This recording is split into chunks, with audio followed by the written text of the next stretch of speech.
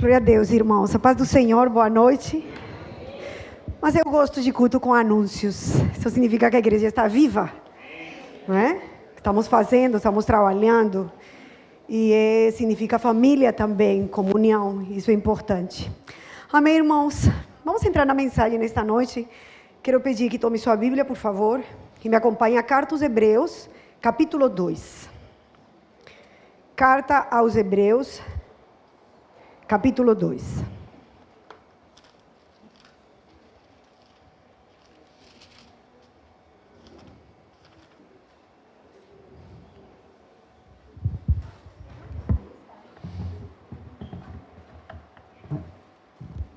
Até a garrafa é do portal, ó. Tá vendo?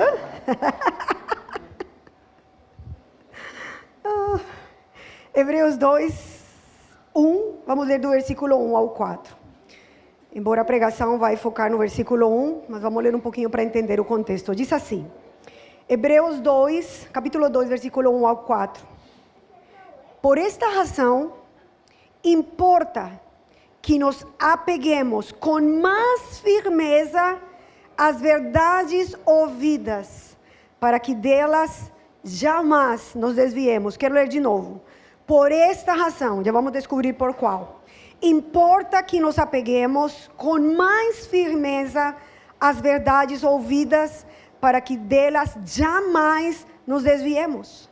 Se, pois, se tornou firme a palavra falada por meio de anjos, e toda transgressão ou desobediência recebeu justo castigo, como escaparemos nós, se negligenciarmos tão grande salvação?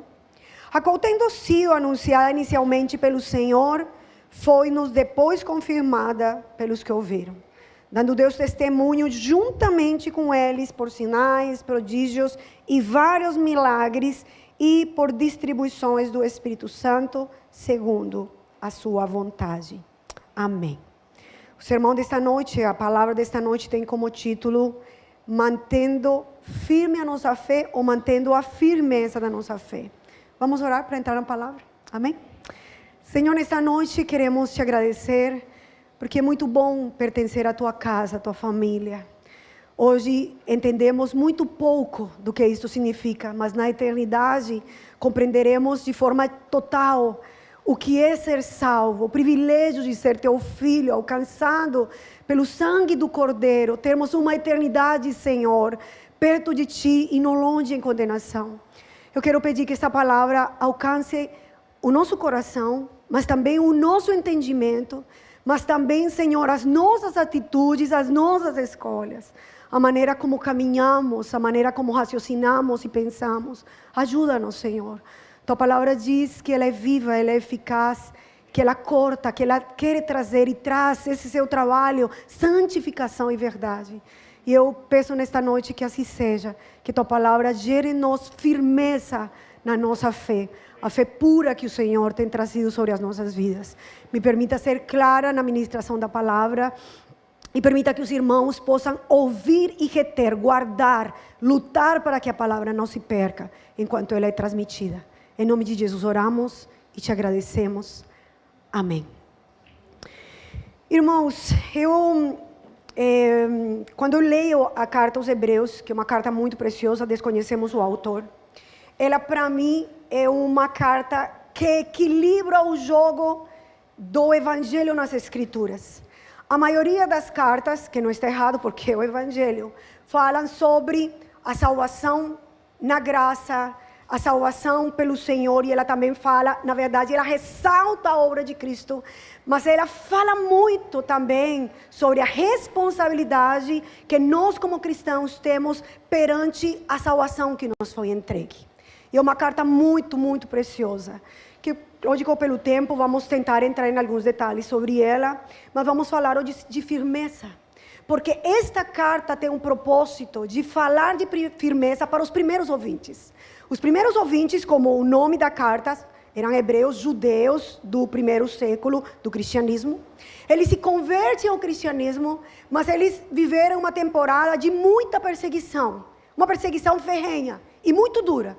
Uma perseguição por parte dos judeus da religião da época, que odiavam os judeus que tinham se convertido ao cristianismo e os perseguiam, debochavam, mas não somente falavam deles, mas colocavam certas situações para fazer a vida deles difícil e também dos gentios. Os gentios também os perseguiam. Então o escritor nos deixa ver ao longo da carta que os irmãos estavam entrando em um conflito muito grande, cansados da perseguição por causa da fé que eles aceitaram. Eles estavam sofrendo rejeição da família, rejeição da sociedade, rejeição da época e do governo do tempo que eles estavam.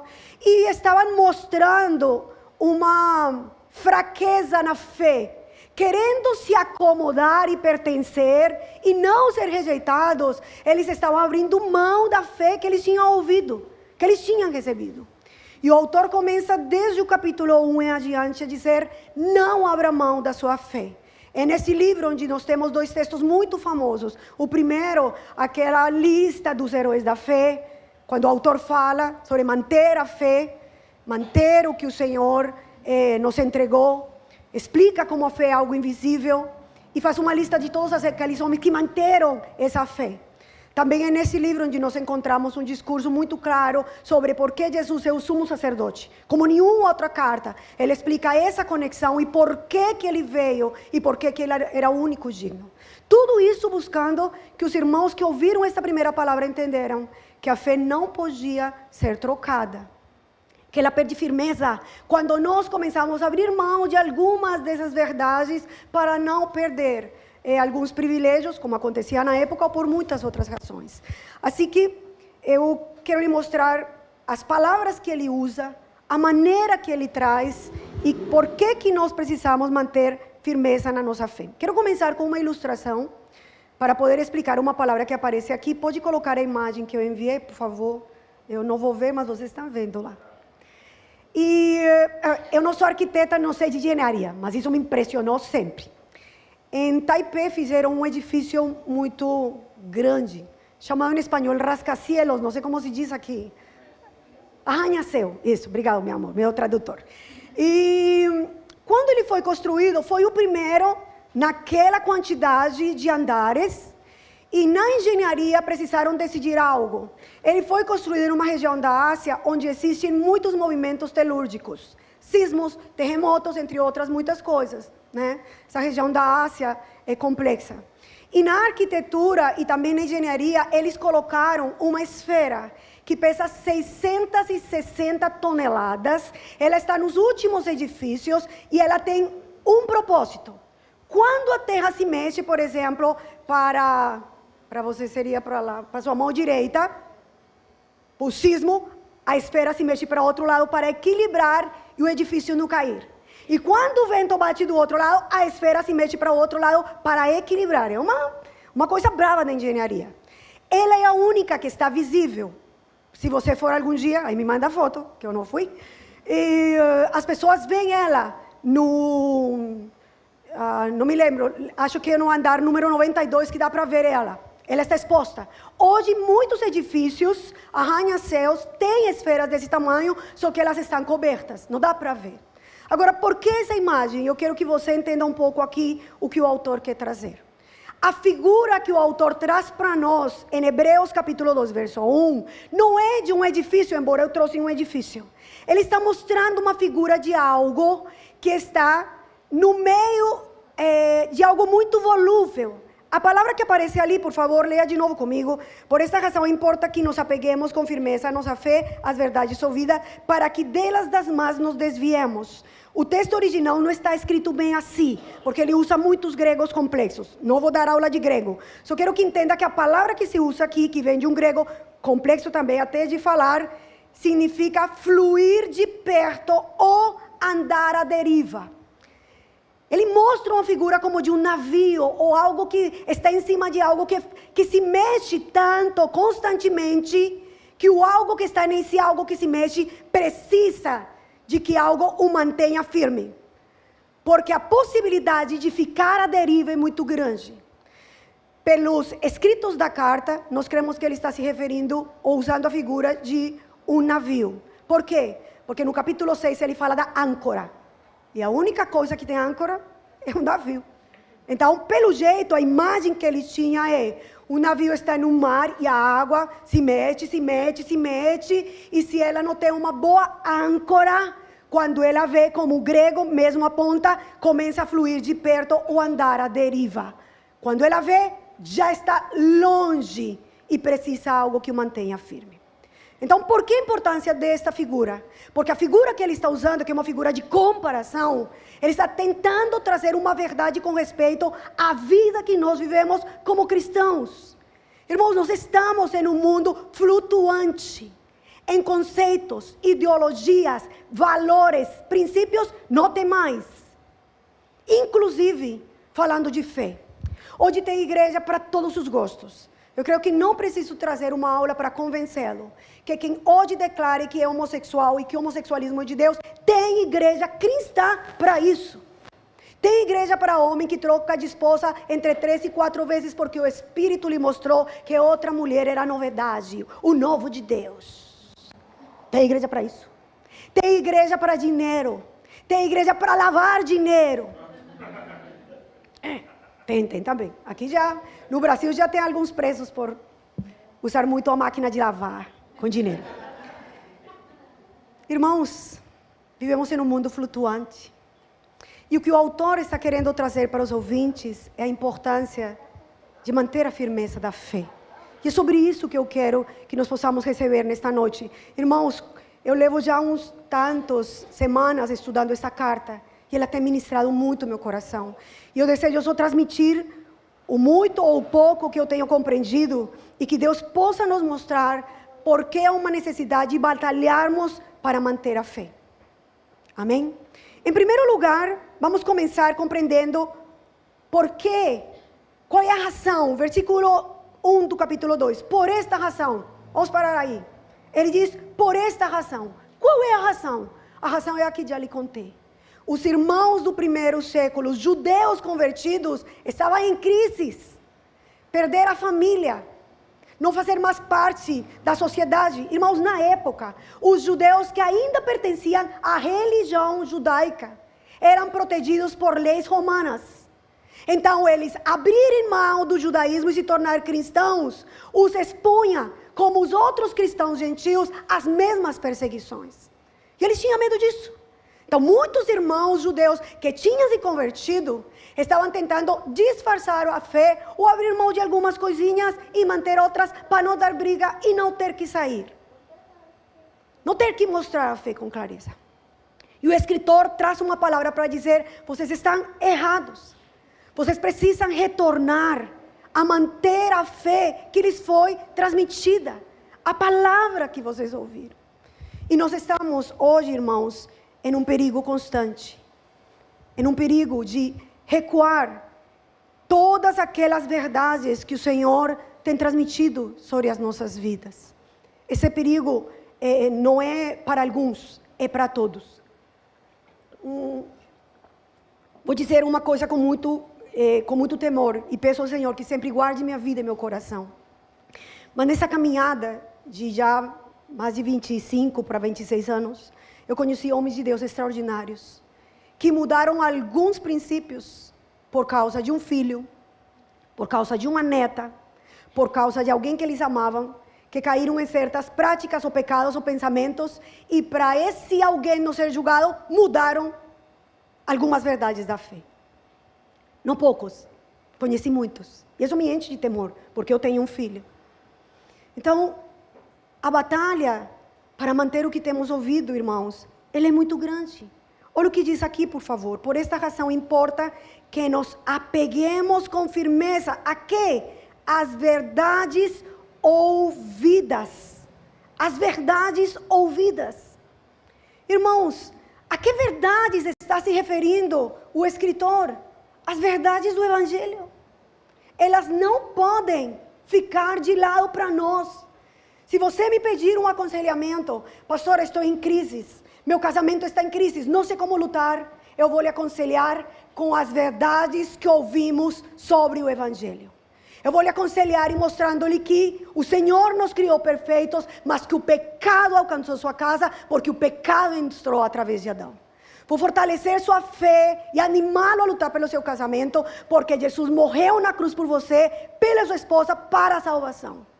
Vou animá-lo a pensar nas coisas do alto e não as da terra. E a entender que Jesus morreu na cruz e prometeu que voltaria. Porque existe sim vida após morte. Existe vida após morte. Você fechará os olhos aqui e os abrirá lá. E não tem outra maior razão para lutar por um casamento que saber que eu e meu esposo queremos herdar essa vida eterna e Jesus prometeu que voltaria por nós. Não tem nada que você enfrente que não deva ser fortalecido através das palavras que foram ouvidas. Eu me temo, começando por mim, que às vezes deixamos elas de lado com muita frequência. Não só quando pregamos, que às vezes o fazemos, hoje os pregadores pregam de tudo menos de Cristo. Não falo dos nossos pregadores, falo dos pregadores no geral no mundo inteiro. Mas às vezes quando nós mesmos confrontamos ou enfrentamos dificuldades, nos animamos com humanismo. Nos animamos com frases positivistas. Nos animamos com, tudo vai dar certo, amanhã eu resolvo. No final dá tudo bem. No lugar de dizer, o Senhor está comigo, Ele tem preparado para a minha eternidade, vale a pena a batalha da fé. Temos deixado de fortalecer a nossa fé com as palavras que foram ouvidas. Irmão, o escritor está dizendo, por favor, traga à memória as palavras. Sabe o que me deixou muito feliz? Hoje, estar formando pessoas que fizeram fundamentos da fé. Essas são as palavras que foram ouvidas, Bruno. Palavras como querigma. Palavras como entender que eu sou pecador, que Jesus morreu na cruz, que me justificou, que me perdoou, que me deixou seu Espírito, que sua palavra me purifica. Que o casamento, a vida, a família, a saúde, faz parte das coisas que o Senhor usa para santificar minha alma. Que tudo vai dar certo no certo do eterno, não no certo humano. No certo do eterno. Que tem pessoas que para ir na vida eterna terão que ter doenças. Sim, irmãos, essa é a verdade. Nós somos muito gratos porque o Senhor curou a vida do pastor Roberto, mas não foram todos os pastores que saíram da UTI, outros morreram para a glória do Senhor, e outros viveram para a glória do Senhor.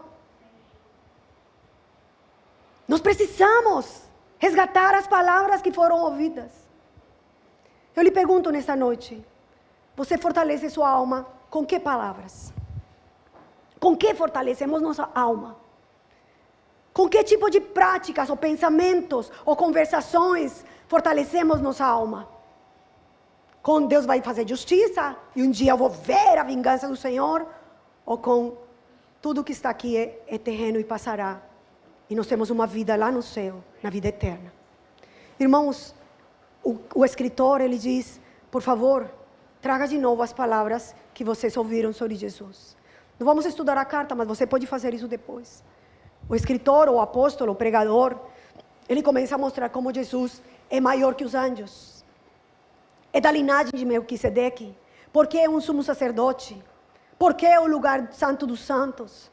Ele começa a exaltar a figura de Cristo, o Evangelho, por encima de todas as coisas, da religião dos judeus e de qualquer coisa humana. E nós precisamos voltar e manter a nossa fé. Irmãos, o mundo é caótico e isso dificilmente vai mudar. Não porque eu esteja jogando praga, mas porque a Bíblia nos mostra que o final vai chegar. Quando? Nós não sabemos. Irmãos, nós somos uma geração que está passando situações muito complexas. E eu concordo que muitas coisas têm piorado. Mas, na verdade, já houve gerações passadas que viveram coisas também terríveis. Pensa na época da escravidão. Imagina nós ter que voltar a essa época. Não poderíamos, não nos suportaríamos. Imagina a época onde se matavam crianças e mulheres. E crianças que nasciam doentes porque elas não tinham valor nenhum. Essa época já existiu. A época onde só uns tinham e os outros não possuíam. Hoje nós falamos muito de política, eu não vou entrar em política. Mas entenda que o mundo mudou. Nós não estamos prontos para viver muitas coisas que já foram vividas. Então, cada época tem sua parcela de sofrimento, esse mundo flutuante, essa geração, essa época, essa política, esse governo, essas lutas, elas sempre existiram e existirão. E nós precisamos manter a firmeza da nossa fé. Irmãos, hoje temos vacinas, mas também temos pandemias que não existiam 600 anos atrás, porque não havia aviões para levar as doenças tão rapidamente. Hoje temos tecnologias, mas tecnologias que abusam da mente, da saúde emocional das pessoas, que também não existiam em outra época. Então, o que eu quero que compreendamos é que o templo flutuante, quando falo flutuante, falo adverso, que se mexe, que nos leva, que nos empurra, como um sismo, como uma correnteza, como um mar bravo, eles sempre existiram e sempre existirão. A pergunta é, o que eu faço para manter a firmeza da minha fé? Em primeiro lugar, entender o perigo, compreender o perigo. Nós estamos muito calmos, no bom sentido, calmos, no bom não, no mau sentido. Eu tento não pensar. Tudo bem, você não precisa ficar ansioso, mas isso não significa que nós devemos ignorar o tempo que estamos vivendo. Tempos difíceis para criar um filho, tempos difíceis para tirar essas manias das telas, tudo que está acontecendo nesse mundo cibernético, um monte de perigos emocionais, mentais, físicos, psicológicos. Nós não podemos ignorar todas estas situações. Se falamos de governo, se falamos de doenças, se falamos de guerras, é muita coisa. E nós temos que entender que a fé tem que estar firme. Nossa fé precisa estar firme. Amém, irmãos? Nós estamos expostos a um mundo oscilante de ideias, lutas, sofrimento. E nós precisamos ter firmeza na nossa fé. Vamos voltar de novo ao versículo 1. Por esta razão importa que nos apeguemos. A palavra apegar-se, que aparece aqui, ou que é usada pelo escritor, significa se agarrar a algo. Manter um equilíbrio, algo que me mantenha em equilíbrio, algo que me mantenha seguro. De novo, a figura que ele usa, nas palavras do grego, mostram algo que se agarra no meio de uma coisa que flutua. Então, um navio com uma âncora pesada, ou um edifício desse no meio de um sismo, com uma esfera que lhe dá equilíbrio. Manter-nos firmes é encontrar a única coisa que não muda. A única coisa, logicamente que estamos falando do Senhor, mas o que Ele nos deixou foi a sua palavra. A sua palavra não muda. O que Ele falou, a maneira como Ele falou. Em segundo lugar, nós temos que entender que se queremos vencer esse tempo perigoso, a resposta é apenas a âncora. Apegar-nos, como diz aqui, apeguemo-nos com mais firmeza às verdades ouvidas. Perceba que ele mostra que dar importância para as palavras também é um processo. Ele diz apeguemo-nos com mais firmeza, ou seja, que antes tínhamos menos. É algo que vai também sendo crescente. Outra das coisas que nós temos que entender, irmãos, é que o dia que você se converteu, e eu também, o Senhor me tocou, Ele me transformou e Ele fez uma virada na minha vida. Mas se eu dizer que eu entendi tudo o Evangelho esse dia, é mentira. É mentira. Se alguém fizesse uma prova escrita para perguntar, que é justificação? Não sei. Que é redenção? Não sei. Que é vida eterna? Não sei. Vida pós-morte? Não sei. Segunda morte? Não sei. Eu só sei que o Senhor me transformou. Eu só pregava isso, Ele me mudou, Ele me mudou, Ele me mudou, Ele me mudou. Mas já depois de 26 anos, a minha fé, ela tem corpo, ela tem pernas, ela tem entendimento, ela tem conhecimento. E manter firmeza, irmãos, é caminhar para ela, para entendê-la ainda mais. Sabe qual é o problema da igreja contemporânea? Que a igreja contemporânea ouviu as palavras iniciais da salvação e as deixaram como se elas foram obsoletas e correram atrás de novas revelações porque não entendem que essas palavras ainda não foram compreendidas. Que elas devem ser esquadrinhadas e correr atrás e cavucar até que elas tragam clareza para a mente. Sabe quantas vezes eu fui convidada para pregar em igrejas e eu falava de arrependimento eles estavam esperando não sei, que eu botasse o povo para vomitar, empurrar assim, tipo um anjo e tal. Falava de arrependimento.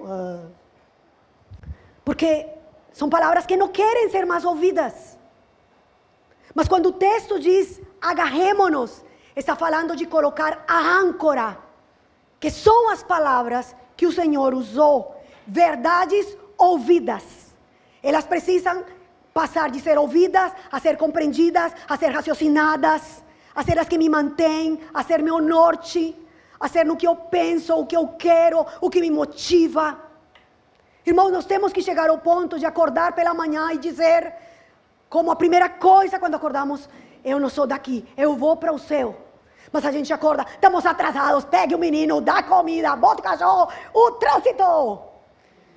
Porque há uma dificuldade em colocar essas palavras ouvidas como o meu motor de vida.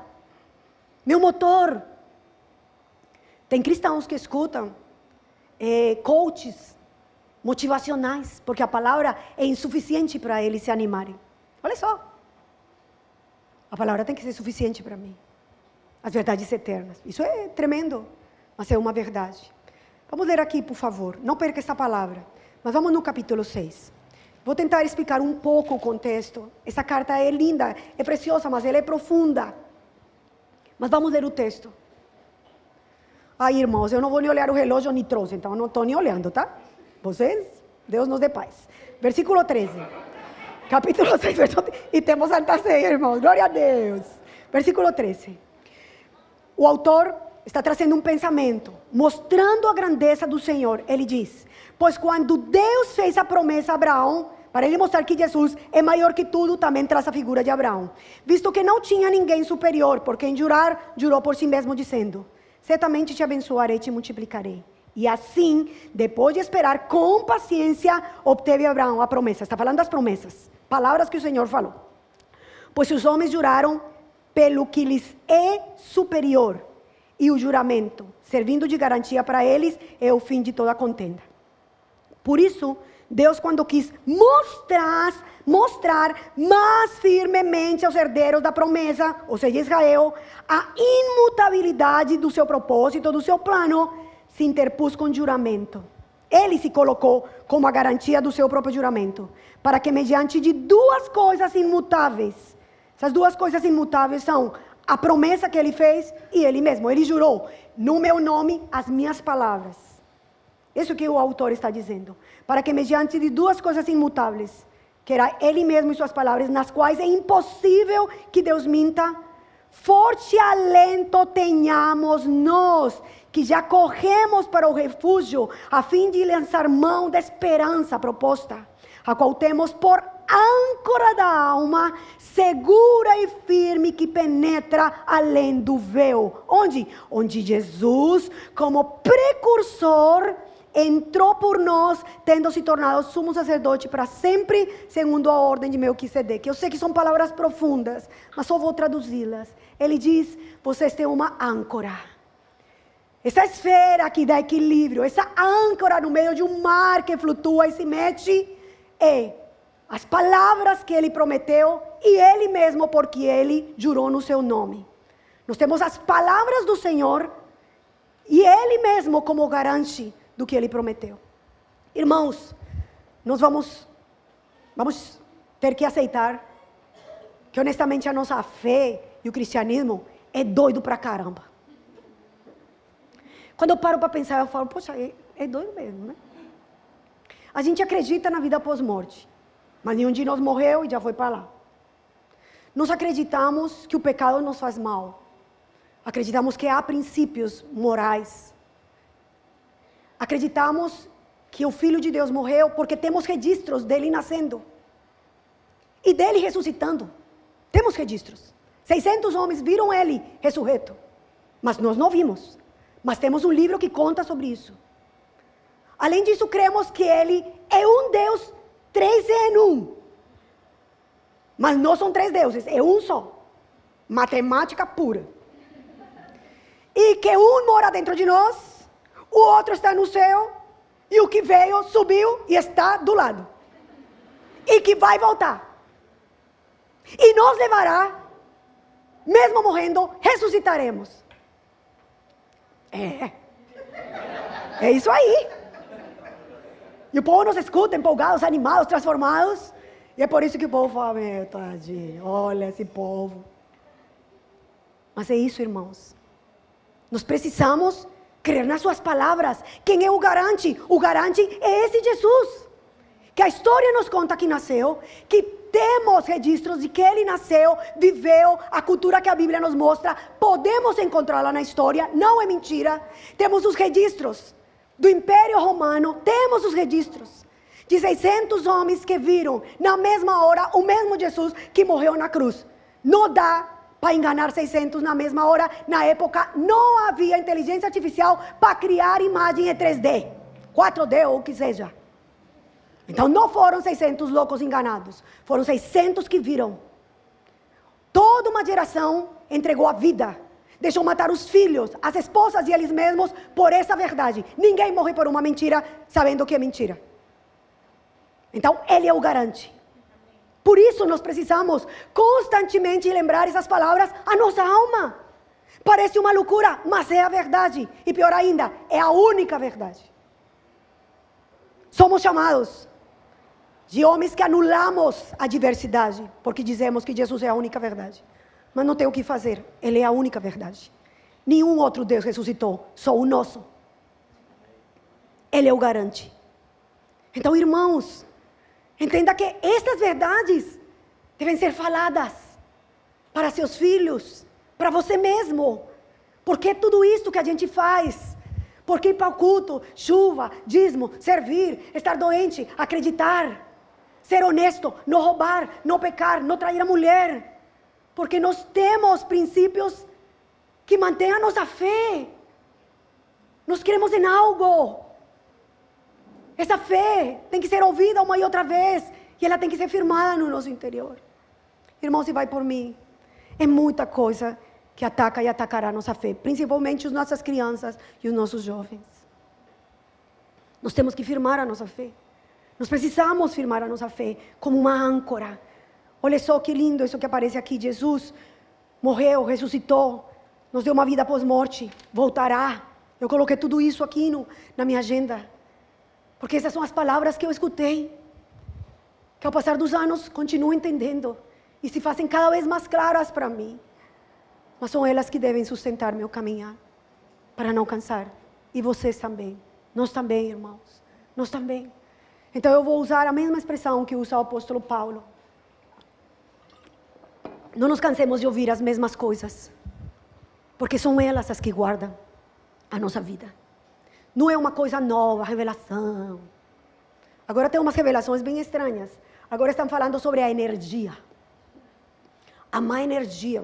Mas os irmãos da igreja falando da energia. A energia e o que mais era que falaram? Ai, irmãos, a gente já tem uma doutrina, chama-se o novo cristianismo nova era. É muito legal. O povo ama uma energia, frequência.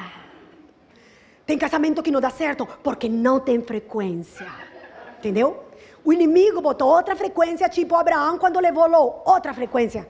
Mas no lugar de ser pecado, agora é frequência. Então, irmãos, é um negócio sério.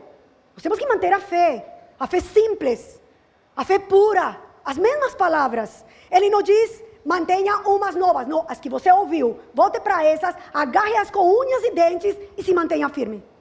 Não deixe que nada e ninguém o mova com novos ventos de doutrinas. Paulo usa essa figura, ventos de doutrina, flutuam e levam, levados por todo vento de doutrina.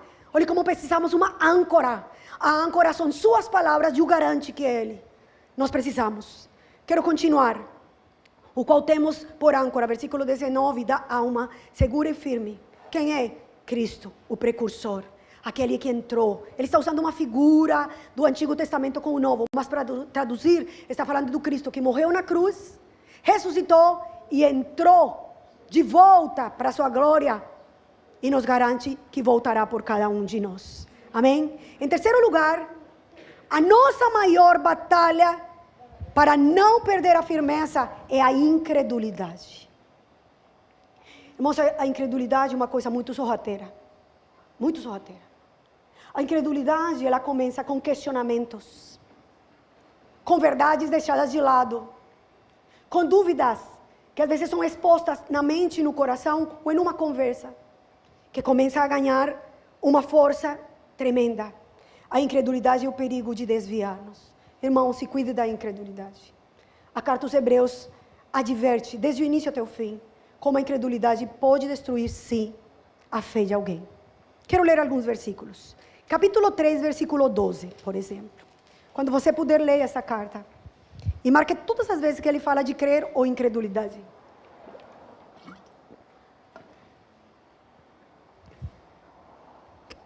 Versículo 12. Vamos prestar atenção como o autor está falando dos incrédulos. Tende cuidado, irmãos. Jamais aconteça haver em qualquer de vós perverso coração de incredulidade. A Bíblia diz que quando uma pessoa abre a porta para a incredulidade, o coração se torna perverso. Perverter é desviar uma coisa da rota, tá? Lógico que hoje damos um peso maior para essa palavra. Um pervertido é um pedófilo, é uma coisa muito suja. E não que aqui não seja, mas aqui o contexto é perverso, é alguém que perverte, desvia o coração. E consequentemente uma verdade, e a ensina com a mentira que ele coloca em cima. Continuemos, por favor. Tende cuidado, irmãos, jamais aconteça que em qualquer de vós se encontre um perverso coração. De quê? De incredulidade. O que ele faz? Que vos afaste do Deus vivo. Irmãos, a incredulidade, parar de crer nessas verdades como absolutas, podem gerar uma crise de fé. Vou colocar um exemplo. Se você me pergunta se eu entendo por que, ao longo da história, desde o início até hoje, nós temos casos de crianças que sofrem abuso, estupro, ver um pai matando sua mãe, serem vendidos para a prostituição. Países como Nigéria e muitos outros, onde as crianças são sequestradas por serem cristãs e levadas longe dos seus pais. Irmãos, eu não tenho uma resposta. E confesso que é um tema que pesa com força no meu coração. Mas eu tenho uma certeza. Meu Deus é santo e Ele é bom. E que eu não entenda não significa que Ele não saiba o que está fazendo. Agora, sabe quantas pessoas perdem a fé por pensar no mal do mundo? Na verdade, muitos homens que já foram cristãos, quando meditaram no sofrimento e na maldade, pararam de crer em Deus, porque para eles não entra na cabeça que um Deus bom permita esse tipo de sofrimento. E, de forma humana, é complexo. Mas aí que está. Nós precisamos voltar a olhar para o garante. Jesus, Ele veio, Ele morreu, Ele ressuscitou. Nós temos os registros. Temos visto, eu vi o que Ele fez em mim. Eu não posso estar louca. Então, Ele é o Senhor e Ele é verdadeiro, Ele é santo. E que eu não entenda não significa que Ele não saiba o que Ele está fazendo. Quando uma pessoa ora, clama, jejua por ser curada de um câncer, em lugar de ser curada, a situação piora, e piora, e as dores pioram. Você acha que é fácil algo assim? Nós já tivemos no nosso meio irmãos que têm sofrido uma perca, uma morte. Que nós precisamos para manter a fé no meio de uma situação como essas, irmãos? Uma fé inabalável, uma fé inamovível, que não deixa que uma parte de incredulidade comece a habitar no coração. Ele faz uma pergunta: você tem algum restício de incredulidade a respeito das verdades eternas que nós acreditamos? Eu acho gravíssimo alguém ter dúvidas da Santa Trindade, por exemplo. Eu acho gravíssimo. Alguém dizer, bom, o povo diz que são 3, mas para mim é só Jesus e daí não sei. Gravíssimo. Não crer que Jesus veio em corpo. Gravíssimo. Não crer que Ele vai voltar. Não, mas isso é tipo uma analogia que ele usou, não é bem voltar. Gravíssimo.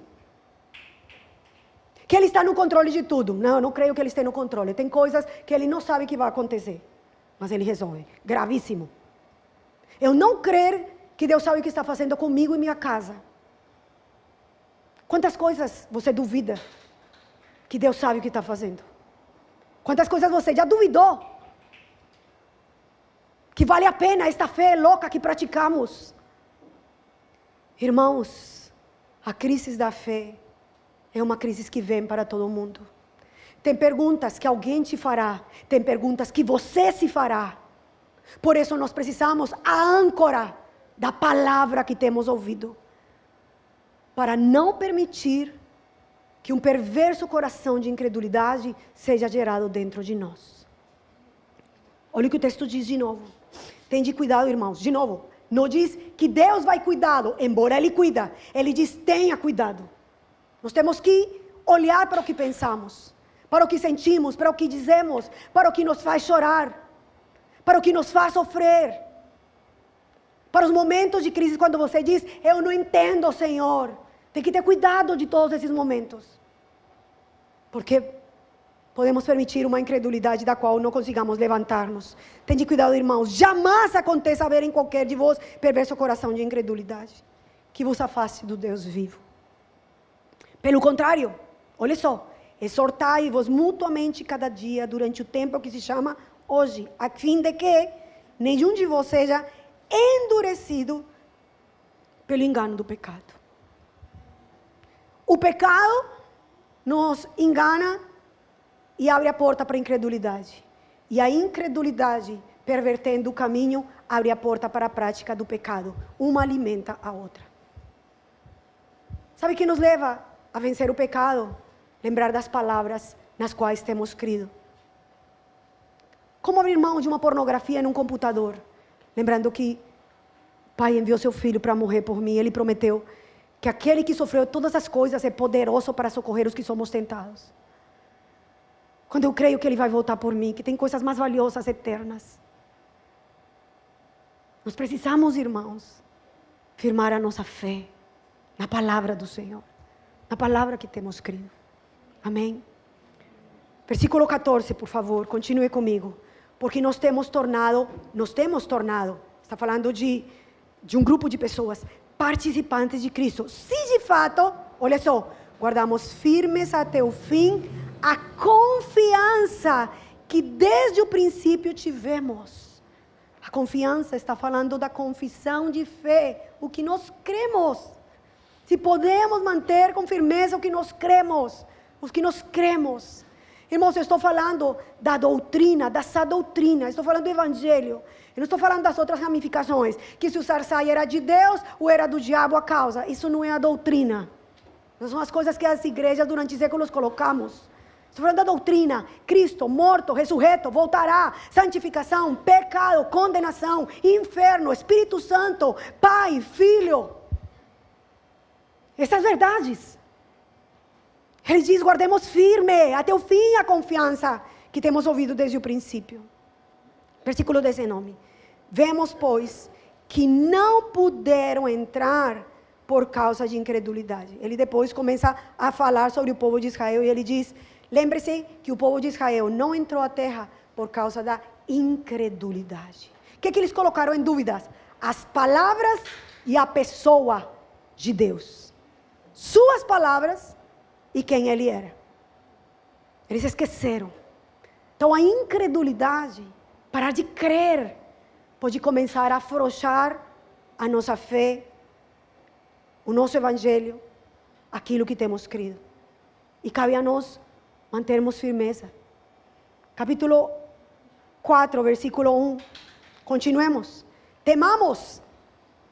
Olha a advertência. Portanto, que sendo-nos deixada a promessa de entrar no descanso, está falando da vida eterna de Deus, suceda parecer que algum de vós tenha falhado, porque também a nós foram anunciadas, palavras ouvidas, as boas novas, o Evangelho, como se deu com eles. Mas a palavra, escute isto, mas a palavra que ouviram não lhes aproveitou, visto não ter sido acompanhada pela fé naqueles que a ouviram.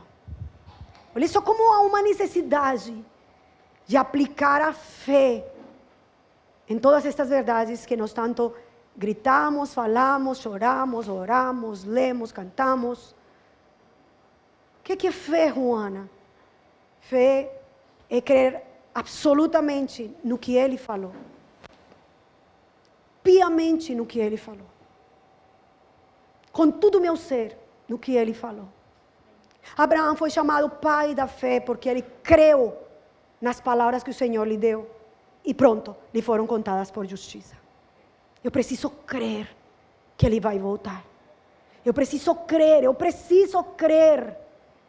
que Ele deixou seu Espírito aqui para santificar-me. Eu não estou lutando para ir para o céu sozinha. Ele está comigo. Eu preciso crer que quando eu leio esta palavra, ela me purifica. Eu preciso crer que o pecado me afasta de Deus. Que a prática do pecado é a morte. Que quem pratica o pecado não é filho de Deus. Eu preciso crer. Irmão, nós temos que crer. A Bíblia diz que muitos falharam porque pararam de crer. Pararam de crer. Que é Jesus que salva. Hoje o povo quer ficar rico. Não quer ficar santo, quer ficar rico. É complexo isso aqui. Deus não tem nada contra a riqueza, mas tudo contra isso será prioridade. Versículo 3. Nós, porém, que cremos, entramos no descanso, conforme Deus tem dito. Olhe como o texto, eu não vou ler mais, porque são muitos textos aqui para frente, que ele começa a falar da incredulidade e do crer. Incredulidade e o crer. Nas palavras que foram ouvidas, no Evangelho, nas boas notícias. Irmão, meu intuito esta noite é animado, a que traga à memória a fé que nós temos crido. Não importa quão estranha, ridícula seja para muitos, nós precisamos cantá-la, declará-la, orar com ela. No caminho, na casa, no nosso coração, nós precisamos dizer para a nossa alma que Ele vive. Precisamos. Irmãos, mais do que nunca é importante manter a nossa fé. Versículo 14.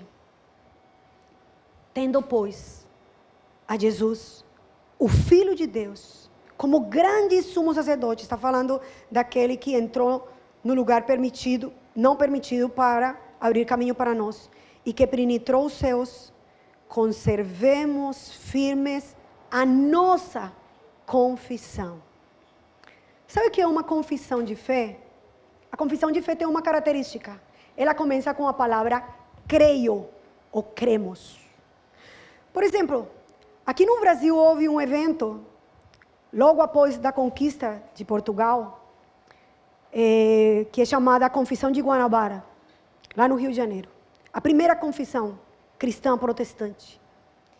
E um grupo de missionários que chegou aqui, cristãos evangélicos ao Brasil, eles foram mortos, porque eles foram obrigados a escrever sua confissão de fé. E eles começaram, nós cremos. E fizeram ele assinar no que eles criam e os mataram por causa dessa confissão de fé. Porque confissão é aquilo que eu creio. Eu creio. E o apóstolo está dizendo aqui, o pregador, mantenha firme sua confissão, o que você crê.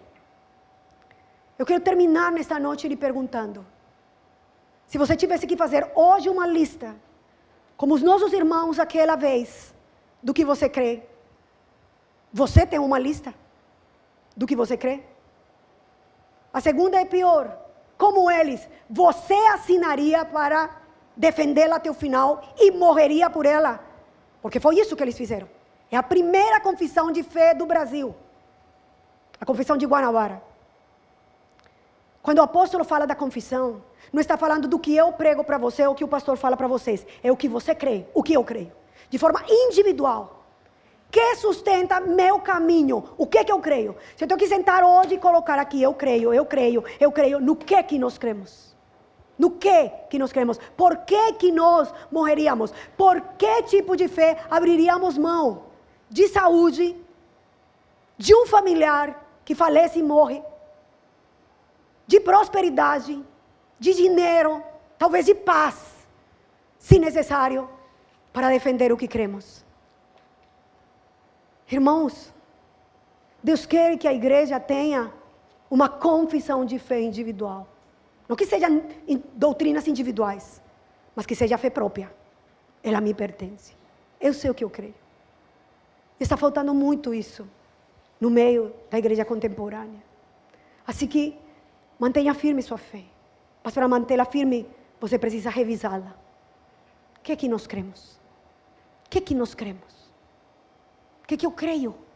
Os irmãos que fizeram fundamentos agora, o querigma é um bom caminho para saber no que é que eu devo crer. Agora você tem que passá-lo pela régua, se ele alcança, e é isso que você crê. É isso que eu creio. Eu creio. Irmãos, precisamos de firmeza. Amém?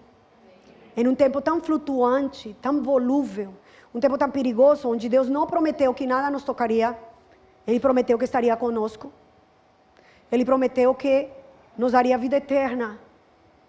A igreja em Apocalipse, que está sendo perseguida e está morrendo, ele diz que é aquele que vive, estava morto e ressuscitou, aquele que promete não morrer, não ter que experimentar a segunda morte.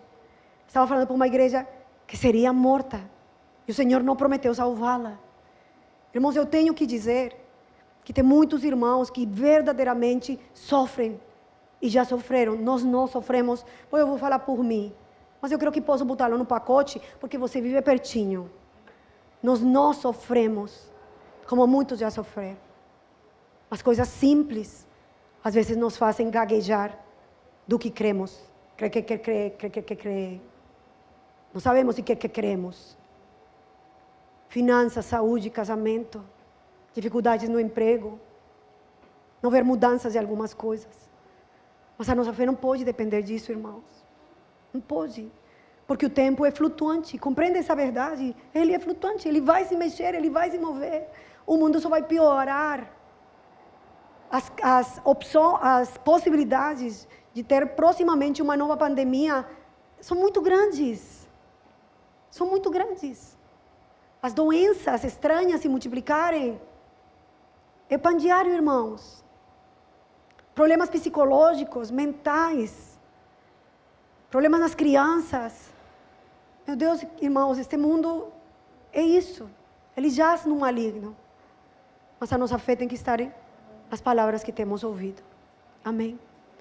Eu quero animá-lo e aconselhá-lo esta noite. Chegue em casa, talvez hoje, talvez amanhã, e sente-se. E, se possível, escreva a sua própria confissão de fé.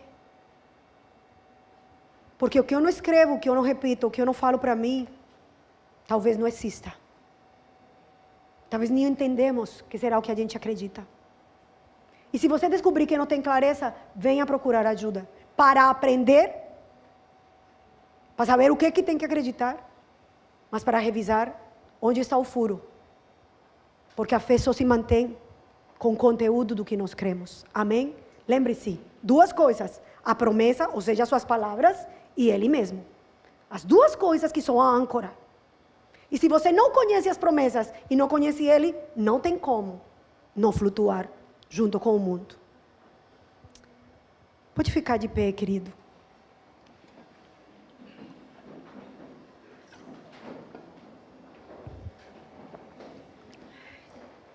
E vamos orar. Eu não sei quanto conseguimos guardar da mensagem. Eu sei que é um tema muito denso, também não pretendo que seja tão simples. Mas se algo você vai reter nesta noite, é que você tem que ter uma confissão de fé que lhe pertença. Algo que lhe mantenha, pelo qual viver e para onde olhar. Senhor, estamos aqui nesta noite mais uma vez, ó Pai. Nós somos seu povo, tua igreja. Se estas palavras existem, a carta aos Hebreus existe, é porque esta é uma batalha que todos nós temos que livrar. A batalha contra a incredulidade, a batalha contra pensamentos, movimentos, novas ideologias, novas doutrinas, vãs doutrinas, que se levantam para desviar a nossa fé. Ajuda-nos a manter firme a nossa fé. Ajuda-nos a não divagar, a não flutuar junto com esse mundo flutuante. Crises econômicas, políticas, crises de saúde, crises emocionais, crises econômicas, crises, as muitas que hoje o mundo vive. Ajuda-nos a manter firme em Ti, que eres nosso garante, e nas Tuas palavras, Senhor. Queremos olhar para Ti. O que é que eu creio? que nós cremos? Que eu creio piamente para ensinar para meu filho e minhas gerações? Que nós cremos que nos fazem ir adiante, ensinar a outros e pregar a outros? Ajuda-nos, Senhor. Eu quero pedir nesta noite que ajude essa igreja. Ajuda-nos, somos teu povo, somos teus filhos, que lutamos o dia da aflição, o dia que o pecado vem e toca a nossa porta, o dia que vem o desânimo e paramos de orar, de buscar a tua palavra, de buscar com firmeza. Por favor, ajuda-nos a trazer de volta, Senhor, o que temos crido. Ajuda-nos a ter clareza da fé que temos ouvido. Como diz o escritor, a manter firmes, a agarrar com firmeza as palavras que foram ouvidas, a voltar para não desviar-nos, para não perder o rumo, para não flutuar junto com o mundo, para não perder. Tu és a nossa âncora. Tuas palavras são a nossa âncora. A fé que tanto, Senhor, temos dito. Eu quero rogar nesta noite, traz clareza da nossa fé. Desde as crianças, Senhor, ajuda-nos como pais a transmitir uma fé inteligível, uma fé inteligente, uma fé clara, uma fé pura, mas uma fé verdadeira, com pernas, com conhecimento, com luz, com testemunho. Ajuda-nos, Senhor, a falar a nossa alma, a nossa confissão de fé. Quando a crise chega, quando as lutas aparecem, quando o desânimo, as doenças e as muitas coisas que estão se levantando aparecem na nossa porta. Confessamos, Senhor, que não é fácil, que a luta é ferrenha contra esse século. Mas quero pedir, Senhor, que nos ajudes. Oro por mim, minha casa e meus irmãos. Ajuda-nos a voltar o nosso coração plenamente à Tua Palavra. Ajuda-nos a buscar com sede o conhecimento da Tua Palavra. Não vão conhecimento. O conhecimento que traz fé, transformação, mudança. Esse conhecer que nos leva a ter fé, a confiar nas Tuas palavras. Senhor, ajuda os nossos jovens. Ajuda as nossas crianças, ajuda os nossos adolescentes, ajuda os nossos anciãos que estão nos dias desafiadores de solidão. Ajuda-os a manter firme na sua fé. Ajuda os casais que passam por lutas e batalhas e pensam em desistir, para que olhando para a cruz, o eterno, o vindouro, possam permanecer. Ajuda-nos, Senhor. Erga suas mãos, querido, para o céu. E diga ao Senhor: Senhor, ajuda-me a permanecer firme na fé que tenho crido. Ajuda-me a ouvir com mais firmeza as Tuas palavras. Diga a Ele: Senhor, eu acredito sim. Use um minuto para dizer para Ele no que você acredita. Eu acredito, creio, Senhor. Creo que soy pecadora y que solo tu cruz podía librarme del pecado. Creo que moriste en la cruz, que naciste, que viniste en cuerpo, en carne, que fuiste humano, que caminaste 33 años aquí, que predicaste un reino que es mayor, superior y eterno. Creo que volverás, creo que tu sangre me justificó, que tu espíritu vive dentro de mí y Él me garantiza que volverás por mí y mi casa. Creo que tu palabra me purifica, creo que tu palabra es la base de mi fe, creo que eres un Dios trino, el Padre, el Hijo, el Espíritu Santo. Creo en la justificación, en la redención. Creo, Señor, que hay sí una consolación eterna, una vida gloriosa. Creo que habrá un infierno y que todos los que no están escritos en un libro que se llama la vida serán enviados a condenación. Creo. Ayuda a mi alma, Señor. Ayúdame a mirar lo eterno, a olhar lo eterno. Ayúdanos. Levante os seus olhos, como diz Paulo, e olhe para as coisas eternas, aquelas que você crê. Olhe para o Filho de Deus sentado na direita do Pai, que voltará, que preparou lugar para nós, que preparou uma casa, que venceu a morte e que nós também a venceremos um dia e não iremos para a morte segunda, a morte eterna. Cremos que o nosso nome está escrito no livro da vida. E quando os livros se abram, estará lá seu nome, meu nome, o nome da minha casa. Creio que vale a pena esta fé que pregamos e praticamos. Creio, Senhor, eu creio. Aleluia. Sustenta-nos, Senhor. Sustenta-nos a fé. Sustenta-nos a fé, Pai. Ajuda-nos, Senhor Jesus.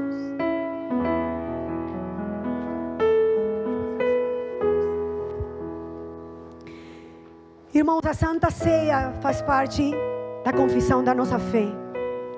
Nós cremos, porque Jesus assim o falou, que todas as vezes que nós comermos desse pão e bebermos deste cálice, desse suco da uva, da videira, nós trazemos à memória o que Ele fez, que Ele morreu na cruz. Mas ainda diz mais, Ele diz que trazemos à memória a sua obra e recordamos que Ele vai voltar.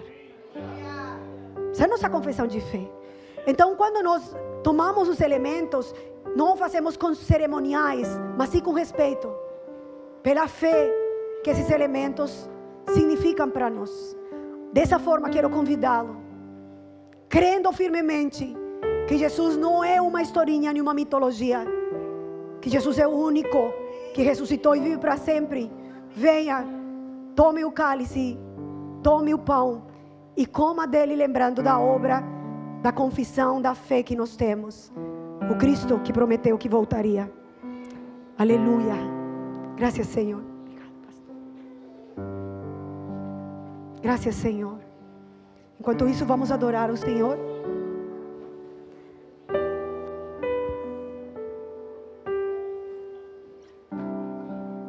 Irmão, venha com fé. Use esse momento para afirmar seu coração, para dizer para todos esses conflitos, esses problemas, inclusive esses pecados que estão lhe perseguindo, que tem um mais poderoso que já venceu na cruz do Calvário, que prometeu que nos ajudaria. Graças, Senhor.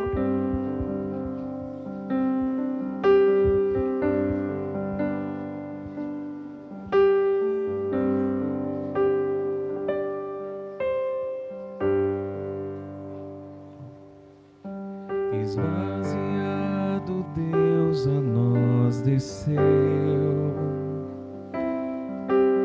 ao seu lugar não se apegou e ao Pai se submeteu. Em palavras, gestos e amor ensinou a perfeição.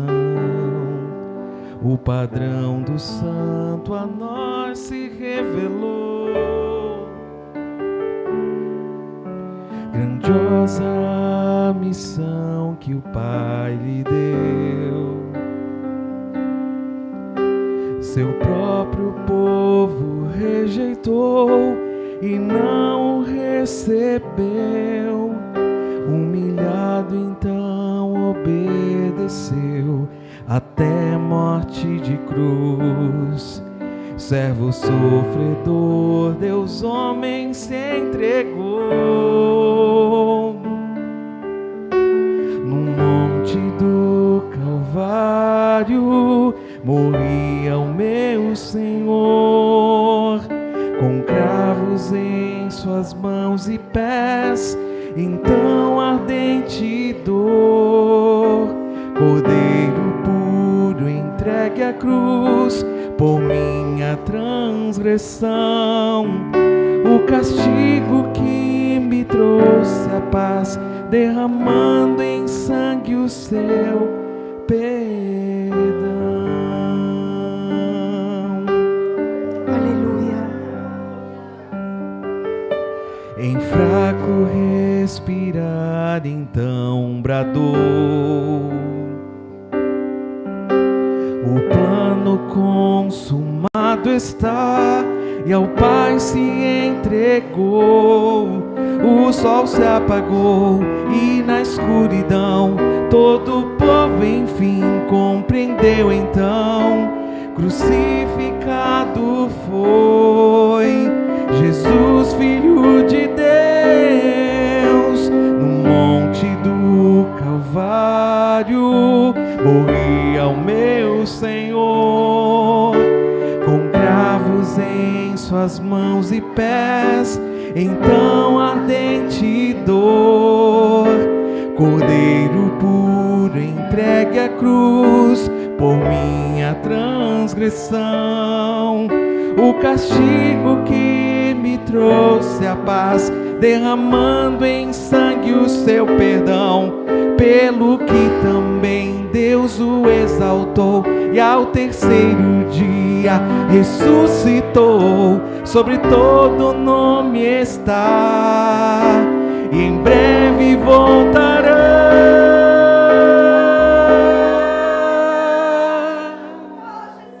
No monte do Calvário morria o meu Senhor, mas seu poder fez triunfar e a morte não tomou. Misterioso é o seu amor, não posso compreender.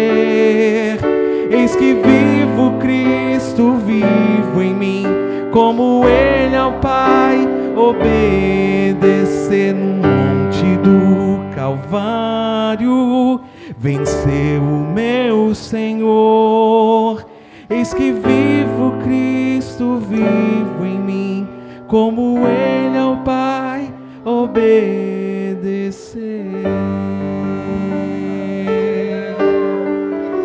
Obrigado, Senhor. Nós te amamos, somos gratos.